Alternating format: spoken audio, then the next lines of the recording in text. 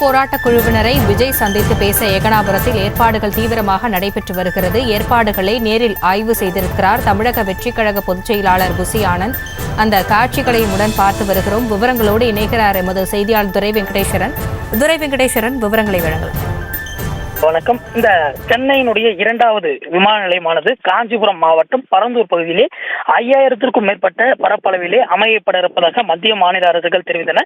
இதற்கான முன்னெடுப்பு பணியாக அந்த நிலம் கையகப்படுத்தக்கூடிய பணியும் நடைபெற்ற நிலையிலே இந்த போராட்டமானது தொடர்ந்து இந்த திட்டத்தினால் பாதிப்படையக்கூடிய கிராம மக்கள் தொடர்ந்து போராட்டத்திலே ஈடுபட்டு வருகிறார்கள்.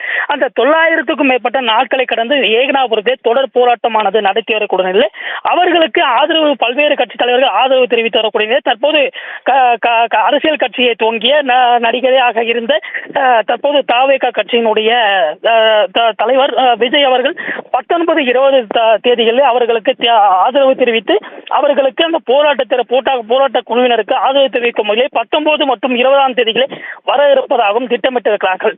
இதனைத் தொடர்ந்து காவல்துறை தரப்பிலே அவர்கள் தரப்பிலே கட்சியின் தரப்பிலே அந்த அனுமதியும் கோரப்பட்ட நிலையில் தற்போது அந்த பணிகளை தற்போது தொடங்கியிருக்கிறார்கள். சமப்படுத்தும் பணியை தற்போது நடத்தி வருகிறார்கள் அந்த போராட்ட குழுவினர். தற்போது அந்த திடலிலே அந்த தாவேகா கட்சியினுடைய பொதுச் செயலராக இருந்து வரக்கூடிய புசி ஆனந்த் தற்போது அந்த இடத்தினை தற்போது பார்வையிட்டு அந்த எவ்வளவு பேர் அங்கே அமரக்கூடிய ஒரு நிலையான அதே போன்று ஏற்பட்டுள்ள முன்னேற்பாடுகள் குறித்தும் அதே போன்று தொடர்ந்தும் பார்வையிட்டு வருகிறார்.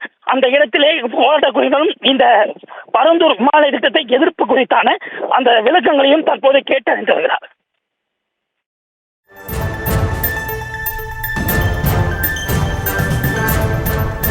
விவரங்களுக்கு நன்றி துரை வெங்கடேசன்.